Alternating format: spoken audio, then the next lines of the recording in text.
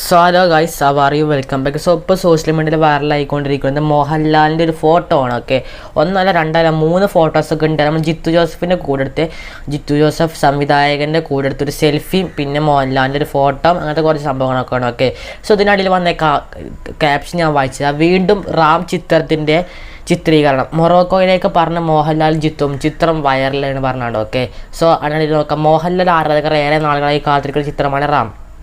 Jithu Joseph Mohanlal വീണ്ടും ഒന്നിക്കുവെന്നത് തന്നെയാണ് ചിത്രത്തിൻ്റെ പ്രധാന ആകർഷണം.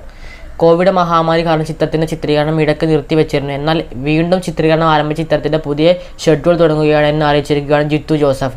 മൊറോക്കോയിലേക്കാണ് യാത്ര തിരിക്കുന്നത്. തൻ്റെയും മോഹൻലാലിൻ്റെയും ഫോട്ടോകൾ പങ്കുവച്ചിരിക്കുകയാണ് ജിത്തു ജോസഫ്.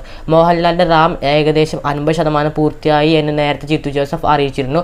ചിത്രത്തിൻ്റെ വളരെ പ്രധാനപ്പെട്ട ചില ഭാഗങ്ങൾ ചിത്രീകരിക്കാനാണ് ഇപ്പോൾ മൊറോക്കോയിലേക്ക് പോയിരിക്കുന്നത്. റാം 1ഉം 2ഉം ഭാഗങ്ങൾ ഒരുമിച്ചായിരിക്കും പൂർത്തിയാകുക എന്ന് trend analyst Sreedhar Pillai tweet ചെയ്തിരിക്കുന്നു. ഓക്കെ, സോ ഇതാണ് ഇപ്പോൾ സോഷ്യൽ മീഡിയയിൽ വൈറലായിക്കൊണ്ടിരിക്കുന്നത്.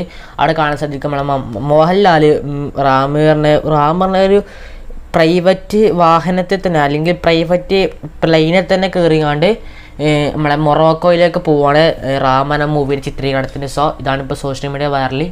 മോഹൻലാലിൻ്റെ ഫാൻസ് ആണെങ്കിൽ അടുത്ത ദിവസം കാണാം. Bye bye.